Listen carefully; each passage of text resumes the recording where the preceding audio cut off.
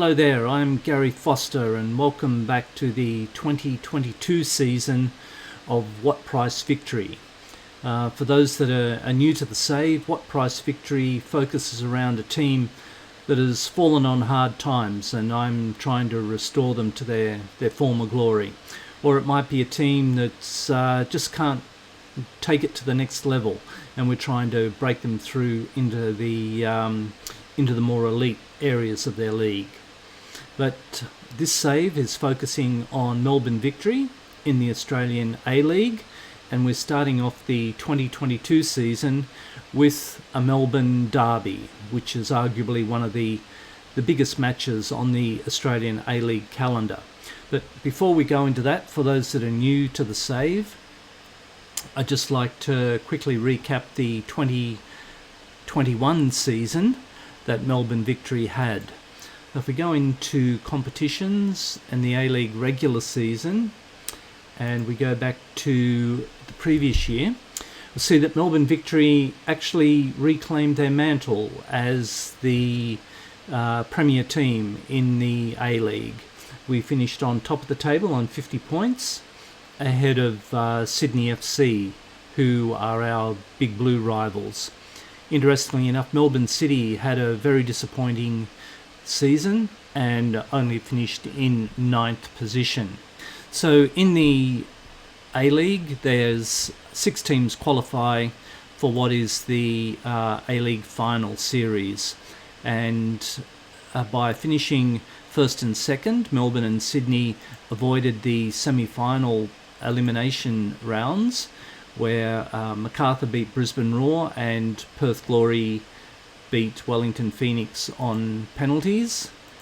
In the next round, where Melbourne Victory came into the semi-finals, we were able to dispatch Macarthur 4-1 and Sydney beat Perth Glory on penalties.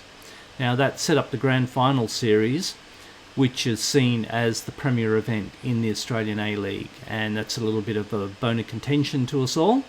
So in the 2 winners for that qualified for the grand final. So Melbourne Victory and Sydney FC played in the final, and Sydney beat Melbourne Victory on penalties. So 2-2 draw, little disappointing because Sydney pegged us back twice and they were able to get the biscuits in the penalty shootout.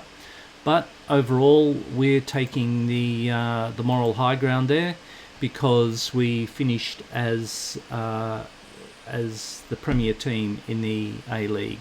The C next to the name doesn't necessarily designate us as champions because the winner of the grand final is seen as the champions.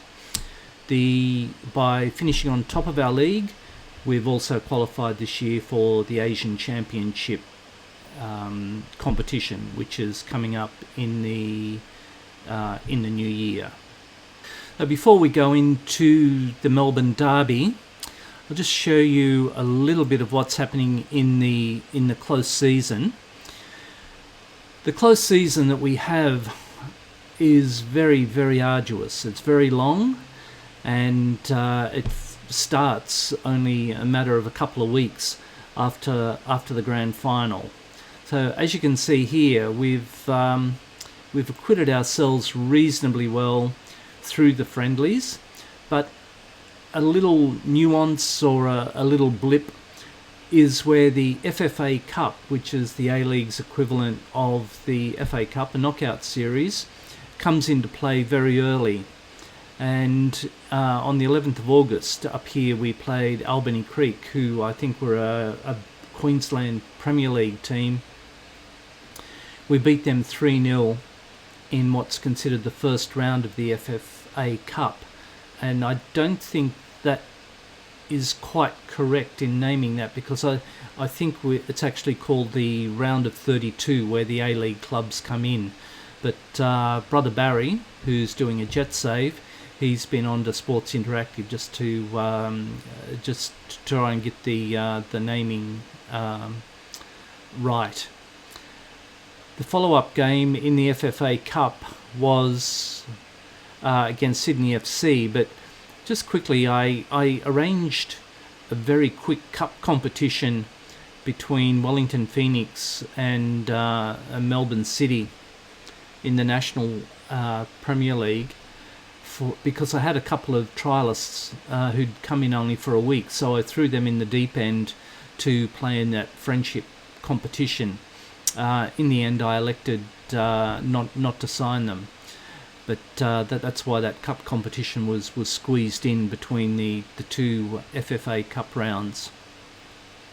We then played Sydney in a Big Blue derby for the second round of the FFA Cup, and we came out surprising 3-0 winners. We were quite surprised about the result, and even the way we played so early in the competition. We then had another friendly against Moreland Zebras, which we won pretty. Although the score is 2-0, it was 2 late goals. We then went up to Brisbane to play the Brisbane Roar, and we got knocked out of the FFA Cup, despite the goal-scoring heroics of Robbie Cruz. We were up 1-0, but we conceded 2 goals, which was disappointing to a certain degree. From then, there'd been quite a number of friendlies arranged for us, and I actually cancelled almost every second one of these, because it was just very tedious to go through this protracted pre-season setup. So, as you can see, most of the teams are from the local Premier League, or sometimes they're even in the State League competition.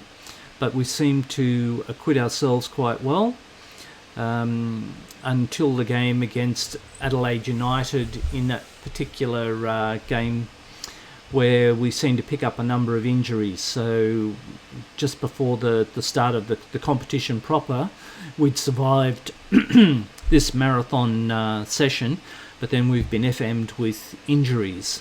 We've also got 6 players away in an under-23 Asian competition, and we've got our top goal scorer leaving us shortly to go in play in the African Nations Cup. So we're under the pump a little bit for numbers, but we'll see how we go. I should introduce you to the new players that have come in, and we have Jacob Italiano, who I've picked up on a transfer. He had played for the Borussia Mönchengladbach number 2 team, but he came to us on a free transfer. Predominantly a wide player, but lots of potential, and we think he'll be good for us. That's where he'll be playing predominantly, I think.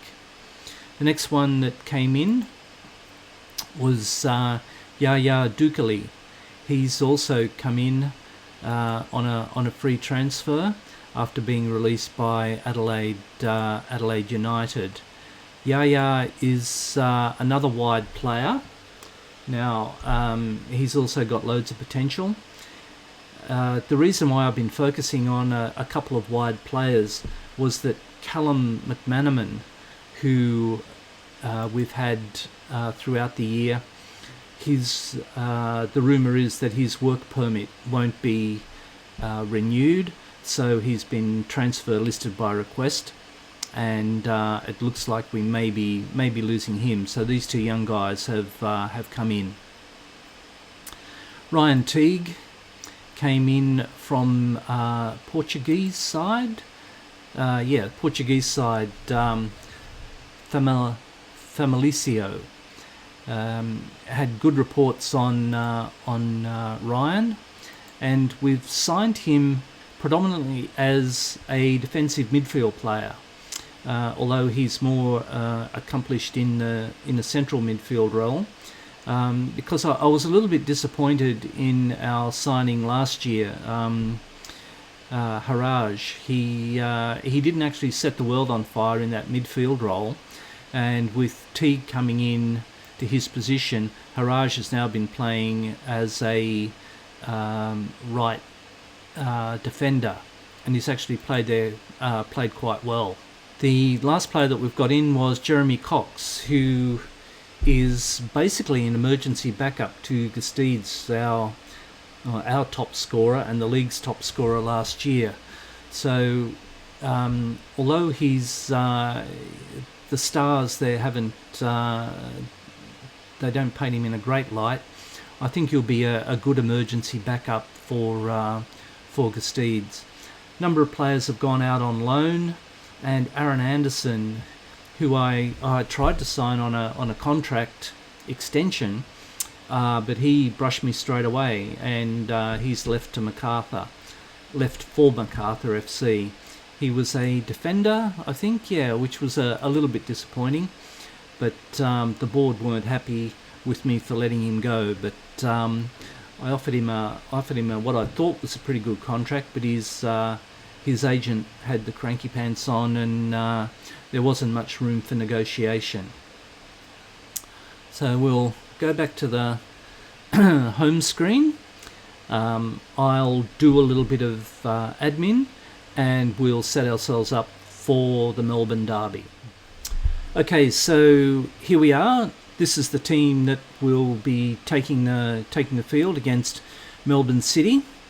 Now, as you can see from our bench, we're a little bit skinny on fitness, as well as a number of players on international duty. So the timing's not great, but we have Acton in goal, Shotton, Ansel, Sporanovic, and Nishikawa. Nishikawa is a young Japanese player who's come up from our youth team from last year, and we've got some big raps on him. Teague is in the defensive midfield role. Ahead of him is Brimmer and Barnett.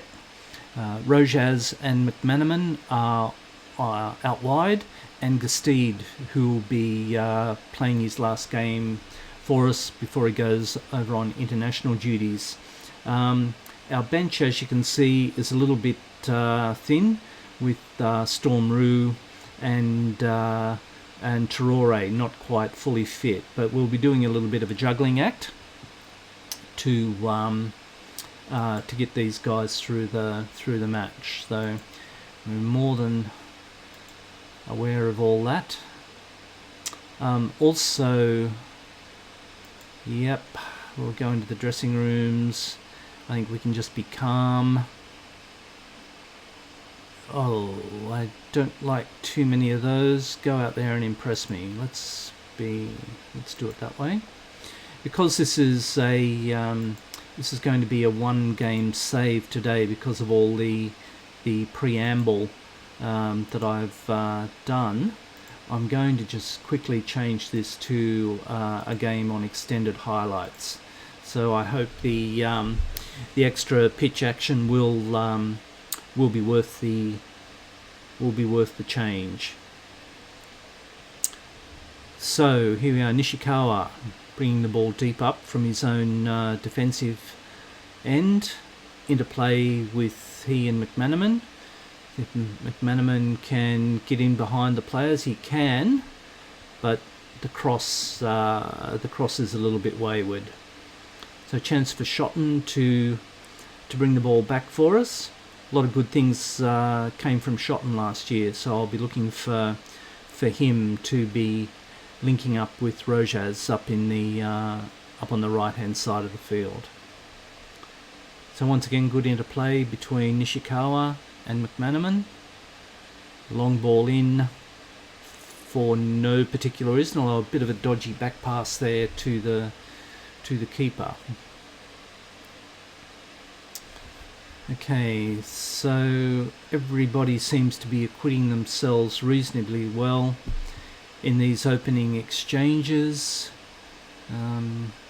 Interested to see how Teague performs in this new role that I've got him in, and also to see how Tom Haraj adapts to his new and more defensive role. So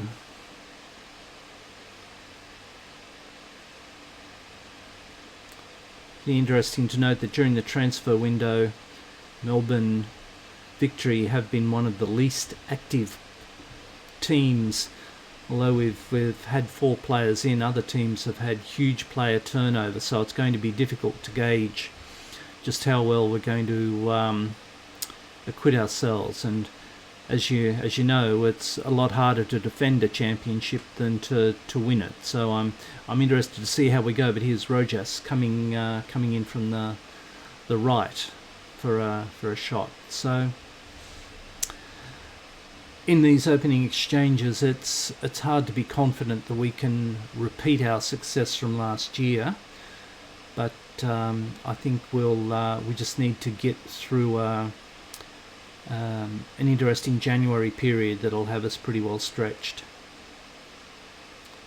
So Acton with the save and clears the ball upfield. So noticed that shouting encouragement to your players, you don't get a positive reaction. Although these guys here, they have reacted positively, so that's good news.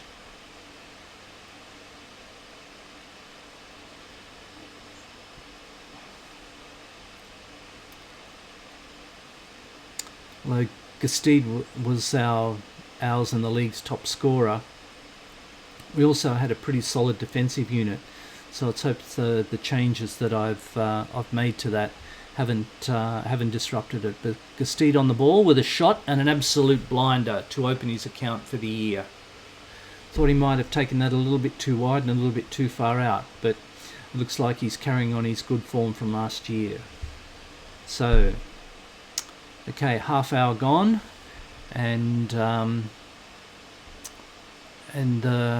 Victory are up 1-0. So just inside the box, 2 steps, and cracked it. So well done, happy with that.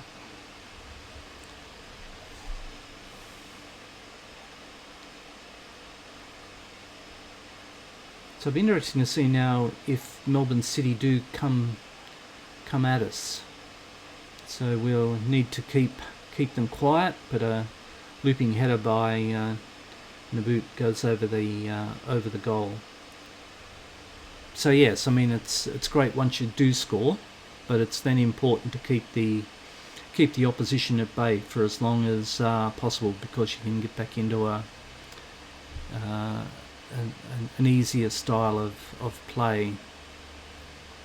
Gone for a balanced mentality because we're playing away from home. Normally I'd be a little bit more positive, but McManaman not playing terribly well. His earlier interplay was with Nishikawa was quite good. I'm surprised that his stats are so low. So here's McManaman on the ball with Nishikawa. He's picked up a booking, which I didn't realise. So McManaman's gone in, but Rojas on the far post sets it up for Shotton, who's come up from the back. Gastede with the header down to Rojas. Shot on goal, straight at the keeper. So Glover didn't have to do too much work for that. So here we are, coming up to half time. Good guys are up 1-0. Nishikawa, surprised with the amount of involvement he's had on the ball. I'm surprised his stats are low. And McManaman as well. Now, McManaman's got fitness issues, but by the look of that, he's still got a little bit of juice in the tank. So I just might leave him on for a little while longer. Pump fist to encourage. No, maybe not. No gesture, because I'm happy to go with that recommendation. Yeah, happy to go with Steve's recommendation for that. So we'll start the second half. I'll keep an eye on McManaman for his player rating, and also Nishikawa.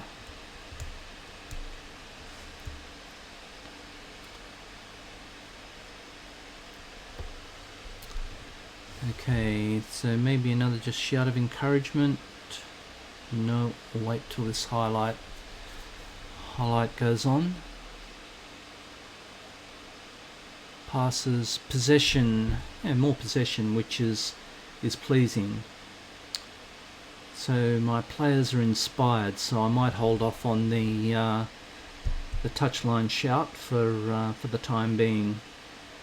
McManaman's come up a percentage point, now 6.5, although his fitness is starting to fall.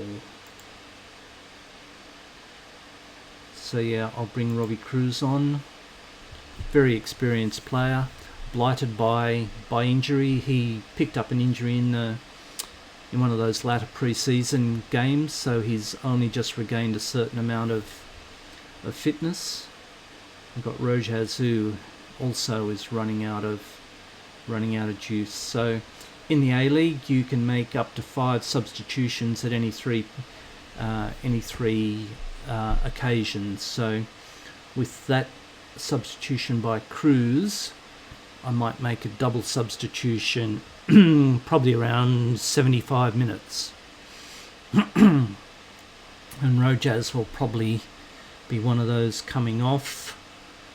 And I might have a look at the defensive end as well, whether it's Shotton or Nishikawa on the yellow, but we'll just wait and see.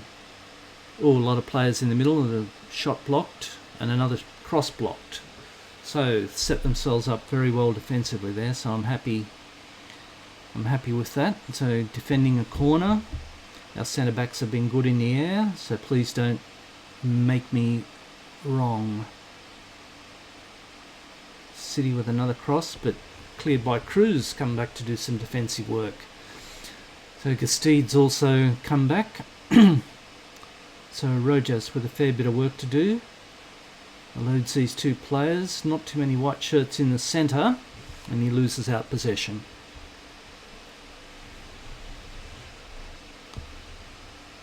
Okay. The Wanderers come out of the blocks quickly against Brisbane Roar, who were, they were tipped to be one of the better teams this year.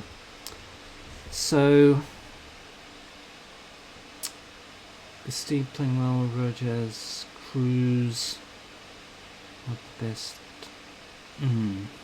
Okay, Rojas has picked up, so what I might do, I've missed the 75-minute mark, but what I might do, make a double substitution. Pardon me. Haraj I'll bring on for Shotton, and Torore can come on for Nishikawa, just to take away the red card, the yellow card, I mean. And I'll probably look at maybe Broxham might come on in a few minutes' time, maybe for Barnett. Right, you have to press the play button. Yes. Novice error. That's okay. Game's sort of winding down, so I need to make sure that they're focused. So Cruz with the long ball through to Gastide. Loses out, but Rojas has got the ball. A little through ball to Gastide. Wasn't to be. Okay, so I've got all red smarties down there, so they just became a little bit overwhelmed. I don't understand their reactions to this. You're up 1-0 in a derby. I want you to focus. I don't... Okay, we got through that last period without having to make that substitution, so I'm happy with that. And if we can get through this a little bit... Oh, Gastide tripped. What's going to happen there? Absolutely nothing. Full time. Thought there might have been a free kick with Gastide hampered off the ball, but that's okay. XG, pretty even. Although we had a lot more shots on goal. Rojas and Gastide. Cruz a little bit disappointing, but solid. So we'd have to be Happy with that. Give them all a group cuddle and we'll say very happy. Okay, so the media reaction to that will probably be positive. We had a little bit of an argy-bargy in the press in the lead up to that, so there might be a little bit of fallout, but we'll just quickly go through that. Yeah, Damagi. Yeah, that's okay. Right, look, doesn't appear to be much more to do with this particular game apart from go through the emails. We've got the game coming up next against Wanderers, who've come out of the blocks hard against Brisbane Roar. Another Melbourne derby coming up the following week, so we might give that a miss. Look, I'll probably play the next two to three games offline. Yeah, I'll play the next 3 games offline, and we'll come back for the game against Brisbane Roar, because by then we might have a little bit more settled lineup. But there we have it.